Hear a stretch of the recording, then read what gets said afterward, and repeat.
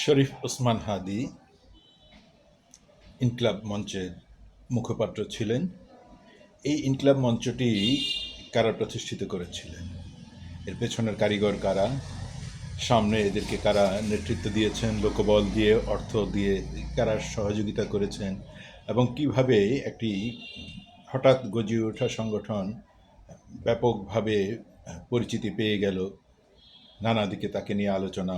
আর বিশেষ করে হাদি, ওসমান হাদি মৃত ব্যক্তিকে নিয়ে সাধারণত কথা বলতে হয় না। তারপর ছোট করে বলি যে তার যে অশ্লীল উচ্চারণগুলো, সেগুলোতে মানুষ যার পর নাই বিস্মিত হয়েছে যে একটি যুবক বয়সের মানুষ কি করে এত অশ্লীল ভাষায় কথা বলতে পারে। আবার সেই ওসমান হাদিকে মৃত্যুর পরে আমাদের জাতীয় কবি কাজী নজরুল ইসলামের পাশে সমাহিত করা হয়েছে ঢাকা বিশ্ববিদ্যালয়ের কেন্দ্রীয় মসজিদের প্রাঙ্গণে। এবং কি ঔদ্ধত্যপূর্ণ কথাবার্তা যে ওসমান হাদি কারণেই নাকি জাতীয় কবি কাজী নজরুল ইসলামকে মানুষ চিনছে বা চিনতে শুরু করেছে। কোথায় আগরতলা আর কোথায় চকিরতলা এর সাথে মিলিয়ে আসলে সব কিছুকেই লণ্ডভণ্ড করে দিচ্ছে তারা।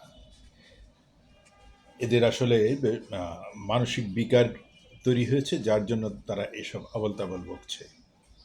কাজী নজরুল ইসলাম আমাদের জাতীয় কবি,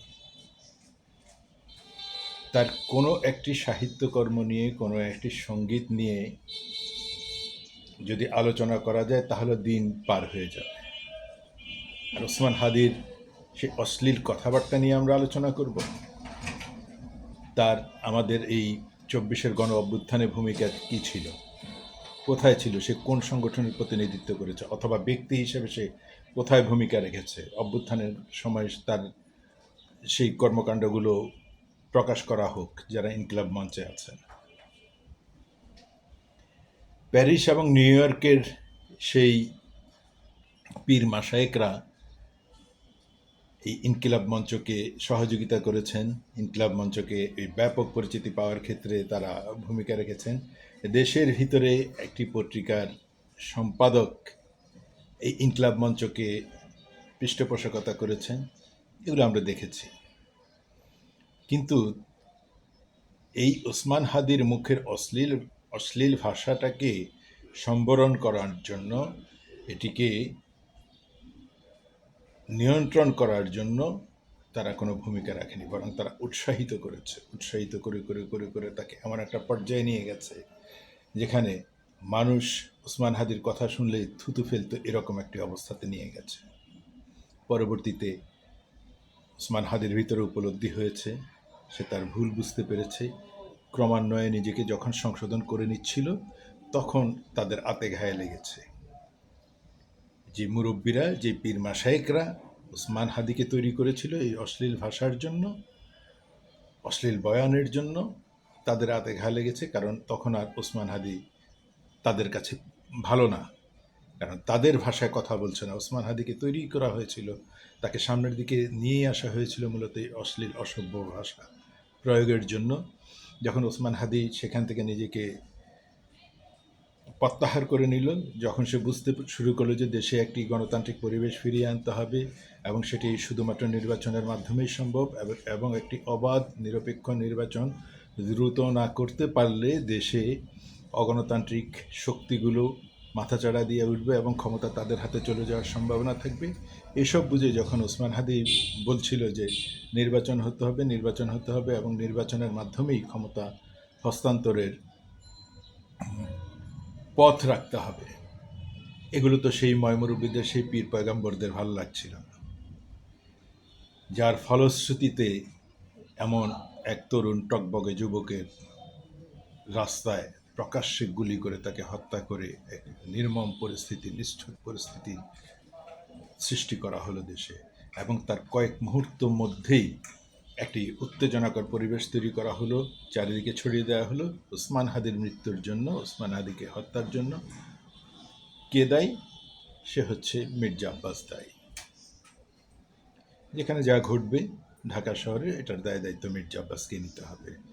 ওসমান হাদিকে হত্যা করলে মির্জা আব্বাস জানে না তার জন্য কতটা এটা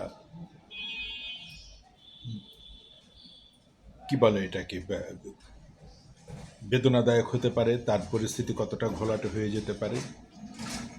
মির্জা আব্বাস কি এত বড় বেকুব ছিল? যাই হোক, সেই পরিস্থিতি পার করে নির্বাচন হয়েছে। শুধু সেখানে ওসমান হাদি নির্বাচন করতে পারেনি।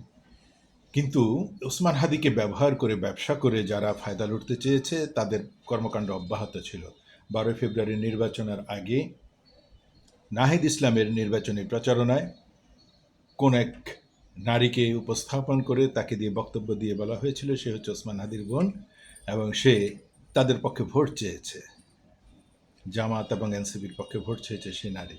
পরবর্তীতে ওসমান হাদির স্ত্রী একেবারে সরাসরি বিবৃতি দিয়ে জানিয়েছে যে ওসমান হাদির বোন নন উনি, কারণ ওসমান হাদি কোনো রাজনৈতিক দলের সাথে যুক্ত ছিল না। সে একটি সামাজিক সংগঠন ইনকিলাব মঞ্চের সাথেই যুক্ত ছিল, অন্য কোনো রাজনৈতিক দলের প্রতিনিধিত্ব সে করেনি। মিথ্যাচার এখনও চলছে বলেই এই ব্যবসার মধ্যে এবার সরাসরি হাত দিয়েছে ওসমান হাদির পরিবার।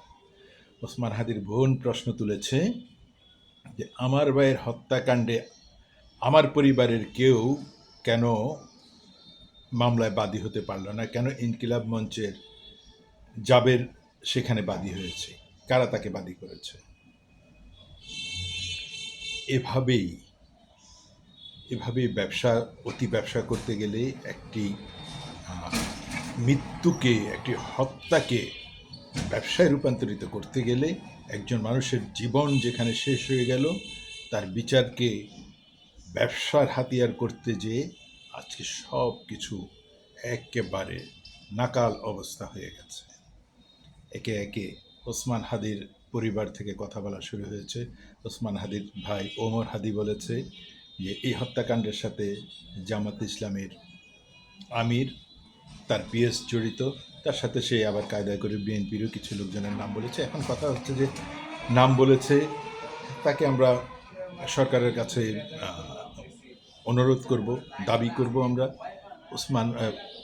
ওমর হাদিকে দেশে ফেরত এনে, সে তো পররাষ্ট্র মন্ত্রণালয়ে চাকরি করছে, তাকে দেশে ফেরত এনে আইনের আওতা নিয়ে তার কাছে যা তথ্যগুলো আছে সেগুলো গ্রহণ করে সেগুলো যাচাই বাছাই করে প্রমাণ করা হোক এ হত্যার সাথে কারা জড়িত। কেন বলবে মির্জা আব্বাস এই হত্যার সাথে জড়িত, আর ওমর হাদি কেন বলবে এটার সাথে জামাত ইসলামের আমির জড়িত, তার সাথে বিএনপির লোকজনও জড়িত।